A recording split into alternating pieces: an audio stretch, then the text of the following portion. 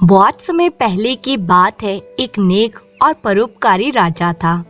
वे हमेशा अपनी प्रजा की भलाई के कार्य करता रहता था, अतः प्रजा उससे बहुत खुश रहती थी। राजा बाढ़, अकाल, महामारी आदि के समय खजाने के मुंह खोल देता था। ऐसे समय में वे प्रजा का लगान माफ कर देता था और अपनी ओर से प्रजाजनों को अनाज, कपड़ा तथा इसी प्रकार की आवश्यकता की अन्य वस्तुएं देकर उनकी सहायता करता था। ईश्वर की कृपा और राजा के सद प्रयासों के कारण राज्य में लंबे समय से कोई दैवी विपत्ति नहीं आई थी, अतः राज्य की प्रजा दिन दुगनी रात चौगुनी प्रगति कर रही थी। नेक राजा के पड़ोस में भी एक राज्य था। इस राज्य का राजा बहुत दुष्ट, चालाक और अत्याचारी था। वे अपनी प्रजा को तरह तरह से सताया करता था। दुष्ट राजा के राज्य में लुटेरे और दुष्कर्म करने वाले खुलेआम घूमते थे। ऋषि मुनियों और साधु संतों ने उसका राज्य ना जाने कब का छोड़ दिया था। दुष्ट राजा में सभी दुर्गुण थे। वे हमेशा बीमार और परेशान रहता था, किंतु उसे अपनी परेशानी की कोई चिंता नहीं थी। वह तो हमेशा नेक राजा और उसकी प्रजा की खुशहाली से चिंतित रहता था। दुष्ट राजा हमेशा ऐसे प्रयास करता रहता था जिससे नेक राजा और उसकी प्रजा को कष्ट हो। वे कभी अपने राज्य के अपराधी प्रवृत्ति के लोगों को नेक राजा के राज्य में भेजकर लूट और चोरी कराता, तो कभी मवेशी छोड़कर उसके राज्य की फसलें नष्ट करवा देता। लेकिन नेक राजा पर इसका कोई प्रभाव नहीं पड़ता। उसके अपने सैनिक दुष्ट राजा के अपराधी प्रवृत्ति के लोगों को पकड़कर बंदी गृह में डाल देते और मवेशियों को पकड़कर जरूरतमंद लोगों को दे देते। इस प्रकार दुष्ट राजा नेक राजा की प्रजा और नेक राजा को परेशान करने के लिए अनेक प्रयास कर चुका था, लेकिन अभी तक के उसके सारे प्रयत्न बेकार हो गए थे। एक बार दुष्ट राजा ने नेक राजा के राज्य पर आक्रमण करने का विचार भी बनाया, लेकिन वे इसके लिए हिम्मत नहीं जुटा पाया। दुष्ट राजा की प्रजा उससे डरती अवश्य थी, लेकिन मन ही मन उससे घृणा करती थी। उसके राज्य के कर्मचारी और सैनिक भी विश्वास के नहीं थे, अतः दुष्ट राजा ने नेक राजा पर आक्रमण करने का विचार अपने मन से हमेशा के लिए निकाल दिया। लेकिन वे नेक राजा के राज्य को हड़पने का विचार अपने मन से कभी नहीं निकाल सका। इसके लिए उसे एक सुअवसर की प्रतीक्षा थी। इधर नेक राजा काफी बूढ़ा हो गया था। अब उससे राजकाज नहीं संभलता था। नेक राजा का एक बेटा था, राजकुमार अपने पिता के समान नेक और परोपकारी था। वे जवान हो चुका था। उसने अपने राज्य के ज्ञानी ध्यानी ऋषियों मुनियों से सभी प्रकार की विद्याएं सीख ली थी और राज्य के सभी कार्य कुशलता पूर्वक करने योग्य हो गया था। एक बार नेक राजा बीमार पड़ा। उसकी बीमारी बहुत गंभीर थी, अतः उसके बचने की कोई आशा नहीं थी। राज्य भर के हकीमों और वैद्यों ने उसे देखा और उसका इलाज किया, किंतु सफलता नहीं मिली और एक दिन उसकी मृत्यु हो गई। नेक राजा के मरने के बाद उसके बेटे को राजा बनाया गया। नया राजा सभी प्रकार से नेक, परोपकारी और प्रजा का हितैषी था, अतः किसी को कोई परेशानी नहीं हुई और राज्य का कार्य पहले की ही तरह आराम से चलता रहा। नए राजा का अभी तक विवाह नहीं हुआ था। राजकुमार की माँ बहुत सीधी और सरल थी, फिर भी उसने राज्य के कर्मचारियों की सहायता से राजकुमार के लिए राजकुमारी की खोज आरंभ कर दी। दुष्ट राजा को भी यह समाचार मिल गया कि नए राजा के विवाह के लिए एक राजकुमारी की खोज की जा रही है। वह ऐसे ही अवसर की प्रतीक्षा में था। उसकी एक बेटी थी। दुष्ट राजा ने अपनी बेटी और नए राजा के विषय में बड़ी देर तक सोच विचार किया और फिर एक भयानक निर्णय लिया, अपनी बेटी को विषकन्या बनाने का निर्णय। दुष्ट राजा ने अपना निर्णय किसी को नहीं बताया। उसने यह बात अपनी रानी और राजकुमारी को भी नहीं बताई। दुष्ट राजा ने अपने एक विश्वास पात्र गुप्तचर को बुलाया। उसके साथ गुप्तचर विभाग के प्रमुख के पास आ पहुंचा। दुष्ट राजा के गुप्तचर विभाग का प्रमुख एक वृद्ध आदमी था। राजा ने गुप्तचर विभाग के प्रमुख को बताया कि वह अपनी राजकुमारी को विषकन्या बनाना चाहता है। उसने अपनी योजना को स्पष्ट करते हुए कहा कि वह नए राजा के पास जाकर पहले अपनी गलतियों के लिए क्षमा मांगेगा और इसके बाद अपनी बेटी के विवाह का प्रस्ताव रखेगा। राजकुमार बहुत नेक और दयावान है, अतः वह उसे माफ कर देगा। इसके साथ ही रूपवान होने के कारण वह उसकी बेटी से विवाह भी कर लेगा। इस प्रकार नए राजा की पत्नी एक विषकन्या बन जाएगी। इस विषकन्या के विष के प्रभाव से नया राजा अगले दिन की सुबह नहीं देख पाएगा। इसी समय दुष्ट राजा नए राजा के राज्य पर आक्रमण कर देगा और उसे अपने राज्य में मिला लेगा। गुप्तचर विभाग के प्रमुख व्यक्ति के मन में थोड़ी इंसानियत बची हुई थी। उसने राजा को समझाया कि वह इस कार्य के लिए अपनी बेटी की जिंदगी ना बर्बाद करे, लेकिन राजा ने उसकी बात नहीं मानी। राजा का कहना था कि उसके राज्य में कोई सुंदर लड़की नहीं है और यदि कोई सुंदर लड़की मिल भी जाए तो उसे विषकन्या बनाने से कोई लाभ नहीं होगा, क्योंकि नया राजा किसी राजकुमारी से विवाह करेगा, साधारण घर की लड़की से नहीं करेगा। गुप्तचर विभाग के प्रमुख ने राजा को अनेक सुझाव दिए, लेकिन राजा ने उसका एक भी सुझाव नहीं माना और अपनी जिद पर अड़ा रहा। अंत में विवश होकर वृद्ध गुप्तचर प्रमुख राजकुमारी को विषकन्या बनाने के लिए तैयार हो गया। दुष्ट राजा खुश हो गया और अपने महल वापस आ गया। दुष्ट राजा ने अगले दिन अर्धरात्रि के समय अपनी बेटी को बुलाया और उसे अपने साथ चलने को कहा। उसने राजकुमारी को केवल इतना बताया कि वह उसे एक गुप्त स्थान पर ले जा रहा है, जहां उसे कुछ समय तक रहना होगा। यहाँ उसका एक विशेष ढंग से उपचार किया जाएगा। इससे उसके रूप में निखार आ जाएगा और वह अधिक सुंदर हो जाएगी। बेचारी राजकुमारी सुंदरता बढ़ाने के चक्कर में दुष्ट राजा की बातों में आ गई और उसके साथ महल के गुप्त मार्ग से चल पड़ी। इस समय दुष्ट राजा और राजकुमारी के साथ कोई सैनिक अथवा गुप्तचर नहीं था। दुष्ट राजा अपने घोड़े को रात के अंधेरे में बड़ी तेजी से दौड़ा रहा था। उसके पीछे उसकी बेटी बैठी थी।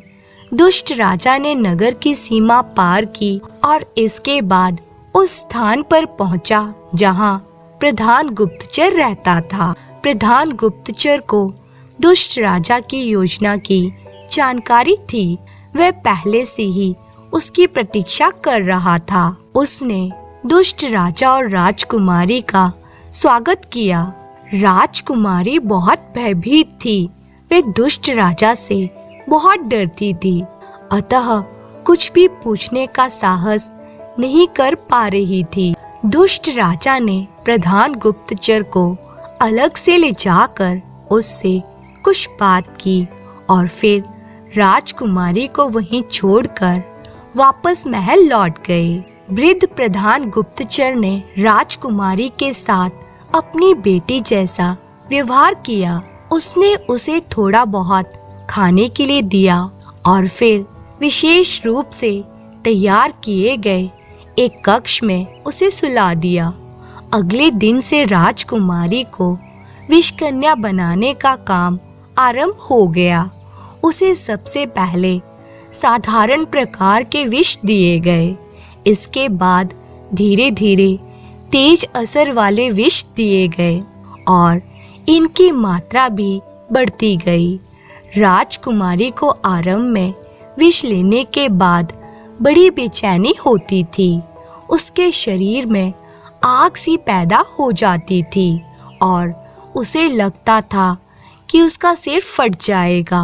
कई बार तो उसे विष लेने के बाद उल्टियां भी हुई, लेकिन धीरे धीरे सब सामान्य होता गया और कुछ समय बाद विष लेना राजकुमारी की आदत बन गई। उसे विष मिलने में थोड़ा सा भी विलंब हो जाता तो वह बेचैन हो उठती। यह सब लगभग 8 माह तक चलता रहा। राजकुमारी को इसी तरह विष दिया जाता और विष कन्या बनाने का प्रयत्न किया जाता। राजकुमारी को अब वहां रहते रहते लगभग 1 वर्ष हो चुका था। इस मध्य उसे विष लेने के साथ ही साथ और भी बहुत कुछ सिखाया गया था। उसे संगीत, गायन और नृत्य की शिक्षा भी दी गई। मदिरा पान का भी अभ्यास कराया गया। इसके साथ ही साथ उसे पुरुषों को सम्मोहित करने की कला का भी प्रशिक्षण दिया गया। इन सब चीजों ने राजकुमारी का पूरा जीवन ही बदल दिया था। राजकुमारी अब पहले जैसी राजकुमारी नहीं रह गई थी तथा उसकी आंखों में गजब की सम्मोहन शक्ति पैदा हो गई थी। राजकुमारी की सुंदर आंखें इस प्रकार की हो गई थीं कि यदि कोई उसकी आंखों में आंखें डाल देता तो फिर अपनी आंखें हटा नहीं सकता था। एक दिन राजकुमारी वृद्ध प्रधान गुप्तचर के कक्ष में बैठी सांप के विष की प्रतीक्षा कर रही थी। सांप को लाने में विलंब के कारण वे कुछ अशांत सी दिखाई दे रही थी। कुछ समय बाद एक सेवक सांप लेकर उसके सामने आया और सांप भागने लगा। सांप को भागता देखकर राजकुमारी की बेचैनी क्रोध में बदल गई। उसने दोनों हाथ बढ़ाकर सांप को पकड़ा और चबा डाला। एक आश्चर्य हुआ, सांप तड़पा और मर गया। पास खड़े प्रधान गुप्तचर ने यह देखा तो उसकी आंखों में चमक आ गई। राजकुमारी पूरी तरह से विषकन्या बन चुकी थी। उसके विष के प्रभाव से ही सांप की मौत हुई थी। वास्तव में राजकुमारी की सांसें तक इतनी घातक हो चुकी थी कि उसके विष के प्रभाव से किसी की भी मौत हो सकती थी। प्रधान गुप्तचर ने यह शुभ समाचार दुष्ट राजा के पास भेज दिया। दुष्ट राजा ने जब यह सुखद समाचार सुना कि उसकी बेटी सफल विषकन्या बन गई है तो वे बहुत खुश हुआ। उसने समय बिल्कुल नष्ट नहीं किया और अगले दिन मध्य रात्रि के समय प्रधान गुप्तचर के पास जाकर राजकुमारी को महल में ले आया।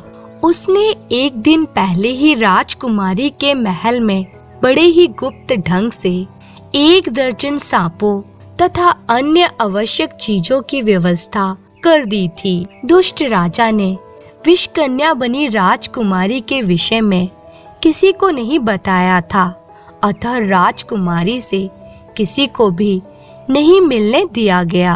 रानी भी अपनी बेटी से नहीं मिल सकी। अभी तक उसने रानी तथा राज परिवार के सभी लोगों को यह बता रखा था कि राजकुमारी कुछ विशेष प्रकार के प्रशिक्षण लेने हेतु 1 वर्ष के लिए दूर देश गई है। अब राजकुमारी के आ जाने के बाद उससे मिलने पर लगे प्रतिबंध से राजकुमारी की असलियत कभी भी खुल सकती थी और दुष्ट राजा की घातक योजना का भांडाफोड़ हो सकता था। अतः दुष्ट राजा ने शीघ्र ही राजकुमारी का विवाह करने का निश्चय किया। दुष्ट राजा ने अपने विश्वास पात्र महामंत्री और सेनापति को बुलाया तथा उनके साथ मंत्रणा करने के बाद नए राजा के पास राजकुमारी के विवाह का संदेश भेजा। नया राजा अपने पिता के समान बड़ा नेक और सहृदय था। उसने दुष्ट राजा के महामंत्री और सेनापति का स्वागत किया और विवाह प्रस्ताव पर चर्चा हेतु अपने राज्य के महामंत्री, सेनापति, राजपुरोहित तथा अन्य गणमान्य नागरिकों को आमंत्रित किया। सभी ने दुष्ट राजा की राजकुमारी के साथ विवाह करने के विषय को बड़ी गंभीरता से लिया और इस पर खुलकर अपने मन की बात कही। इसमें दो प्रकार के मत थे। कुछ लोगों का विचार था कि दुष्ट राजा बहुत चालाक और मक्कार है। इस विवाह के पीछे निश्चित रूप से उसकी कोई चाल होगी, अतः इस विवाह से इनकार कर देना चाहिए। दूसरी तरफ कुछ लोगों का मत था कि राजकुमारी बहुत सुंदर है तथा इस विवाह से दोनों शत्रु राज्य एक दूसरे के रिश्तेदार बन जाएंगे, अतः ये विवाह अवश्य ही किया जाना चाहिए। पूरे दिन इस विषय पर तरह तरह की बातें होती रही, किंतु कोई निर्णय नहीं हो सका। नया राजा नेक था, पर उसके पास अनुभव की कमी थी, अतः वह कुछ भी तय नहीं कर पा रहा था। अंत में यह निर्णय किया गया कि पहले रानी दुष्ट राजा के पास जाएगी और राजकुमारी से स्वयं मिलेगी। इसके बाद विवाह के संबंध में विचार किया जाएगा। नए राजा ने दुष्ट राजा के महामंत्री और सेनापति को इस निर्णय से अवगत करा दिया और उन्हें सम्मान के साथ विदा कर दिया। दुष्ट राजा को नए राजा का यह निर्णय अच्छा लगा। उसे राजकुमारी के गुणों के विषय में प्रधान गुप्तचर ने सब बता दिया था, अतः दुष्ट राजा अपनी बेटी को नए राजा की रानी माँ को दिखाने के लिए तैयार हो गया। दुष्ट राजा ने रानी के आगमन पर राजकुमारी के महल के बगीचे में एक भव्य कार्यक्रम आयोजित किया। इसमें दुष्ट राजा के सीमित लोग और रानी माँ के अतिरिक्त कोई नहीं था। राजकुमारी ने इस आयोजन में एक गीत गाया, संगीत की एक धुन बजाई और नृत्य किया। रानी माँ राजकुमारी के रूप के साथ ही उसके गुणों पर भी मोहित हो गई और रिश्ता पक्का करके अपने राज्य में वापस लौट गई और विवाह की तिथि निश्चित हो गई। राजकुमारी के विवाह के अवसर पर पूरे राज्य को सजाया गया और दुष्ट राजा के महल में शानदार प्रकाश की व्यवस्था की गई। यह पूरा कार्य दुष्ट राजा के महामंत्री ने स्वयं अपनी देख रेख में कराया। निर्धारित समय पर नए राजा के साथी आ गए और रात का अंधेरा होते होते बारात तैयार हो गई। इस बारात में नए राजा के कुलगुरु भी आए थे। कुलगुरु बड़े दिव्य और चमत्कारी शक्तियों के स्वामी थे। वे जंगल में रहते थे और जप तप करते थे। वे नए राजा के विशेष अनुरोध पर इस बारात में आए थे। कुलगुरु के पास एक पालतू भेड़िया था। वे भेड़िया उनके साथ हमेशा रहता था। इस बारात में भी कुलगुरु का भेड़िया उनके साथ आया था। नए राजा की बारात बड़ी शानदार थी। आगे आगे नया राजा घोड़ी पर सवार था और उसके पीछे सजी धजी बारात थी। दुष्ट राजा ने बारात का बड़े प्रसन्न मन से स्वागत किया। आज वे बहुत खुश था। उसके मन की मुराद पूरी होने वाली थी। बारात के स्वागत सत्कार की व्यवस्था राजकुमारी के महल के बगीचे में की गई थी। यहाँ एक शानदार मंडप सजाया गया था। बारात के स्वागत सत्कार के बाद एक खुले मंच पर नए राजा को बिठाया गया। इसी समय वरमाला लिए हुए राजकुमारी आ गई और दुल्हा बने नए राजा की ओर धीरे धीरे बढ़ने लगी। नए राजा के पास उसके कुलगुरु अपने भेड़िए के साथ खड़े थे, जो बड़े ध्यान से राजकुमारी की ओर देख रहे थे। राजकुमारी दृष्टि नीचे किए थी, अतः कुलगुरु कुछ समझ नहीं पा रहे थे, किंतु उन्हें राजकुमारी कुछ असामान्य दिखाई दे रही थी। इसी समय राजकुमारी ने दृष्टि ऊपर उठाई। वे नए राजा को देखना चाहती थी, किंतु उसकी दृष्टि नए राजा के स्थान पर कुलगुरु से जा टकराई। राजकुमारी से दृष्टि मिलते ही कुलगुरु की समझ में सब कुछ आ गया। हमेशा शांत रहने वाले कुलगुरु के चेहरे पर कुछ क्षणों के लिए तनाव के लक्षण उभर आए। उन्होंने पल भर में ही एक कठोर निर्णय ले लिया। राजकुमारी नए राजा के बहुत निकट आ गई थी और उन्हें जयमाला पहनाने जा रही थी। अचानक कुलगुरु ने अपने भेड़िए को संकेत दिया। भेड़िया अपने स्थान से उछला और सीधा राजकुमारी की छाती पर सवार हो गया। राजकुमारी भेड़िए के आक्रमण को सह न सकी और घबराकर जमीन पर गिर पड़ी, लेकिन वह तुरंत संभल गई। उसने जयमाला फेंकी और भेड़िए का सिर पकड़कर गर्दन अपने मुंह में भर ली। इसके बाद जो कुछ भी हुआ उसे देखने वाले देखते ही रह गए। भेड़िया जमीन पर पड़ा था और विष के प्रभाव से उसके मुंह से झाग निकल रहा था। वह कुछ पल तड़फा और फिर शांत हो गया। राजकुमारी अब पूरी तरह संभल चुकी थी। उसे नए राजा के कुलगुरु पर बड़ा क्रोध आ रहा था। इसी कुलगुरु के भेड़िए ने उस पर आक्रमण किया था, अतः वे फुफकारती हुई कुलगुरु की ओर बढ़ी। कुलगुरु के पास ही रक्षक खड़ा था। उसने कुलगुरु की जान खतरे में देखी तो वे राजकुमारी पर झपटा। राजकुमारी क्रोध में थी। उसने रक्षक का भी वही हाल किया जो कुलगुरु के भेड़िए का किया था। इन दो मौतों से दोनों पक्षों के लोगों को समझ में आ गया था कि राजकुमारी विषकन्या बन चुकी है। वे दुष्ट राजा की दुष्टता से पहले से ही परिचित थे। वे ये अच्छी तरह समझ गए कि दुष्ट राजा ने नए राजा के राज्य को हड़पने के लिए यह षड्यंत्र रचा है। इधर राजकुमारी का क्रोध 7वें आसमान पर आ पहुंचा था। उसने मुस्कुराते हुए कुलगुरु की ओर देखा और उनकी ओर झपटी।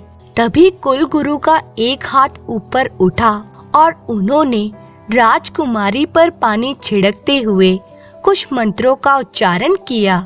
अचानक फिर एक चमत्कार हुआ और राजकुमारी झाड़ी जैसी एक छोटे से पौधे में बदल गई। दुष्ट राजा और उसके साथियों ने राजकुमारी की यह हालत देखी तो उन्होंने रुद्र रूप धारण करके कुलगुरु पर आक्रमण कर दिया। कुलगुरु अभी भी शांत खड़े मुस्कुरा रहे थे। उन्होंने अपनी दिव्य शक्ति से दुष्ट राजा और उनके साथियों को कांटेदार बबूल जैसे वृक्ष और झाड़ियों में बदल दिया। इस प्रकार दुष्ट राजा और उसके साथियों का आतंक समाप्त हो गया। उसकी प्रजा ने सुख और चैन की सांस ली और कुलगुरु को प्रणाम करके उनसे अनुरोध किया कि नया राजा उनके राज्य की बागडोर संभाल ले। नया राजा अभी तक कुलगुरु के पास खड़ा विस्मय से सब देख रहा था। उसकी समझ में सब आ गया था। आज कुलगुरु ने उसके साथ ही उसके राज्य की भी रक्षा की थी। उसने कुलगुरु को प्रणाम किया और उनकी आज्ञा से दुष्ट राजा के राज्य को अपने राज्य में शामिल कर लिया। नए राजा के नेतृत्व में प्रजा अब बहुत खुश थी। धन्यवाद।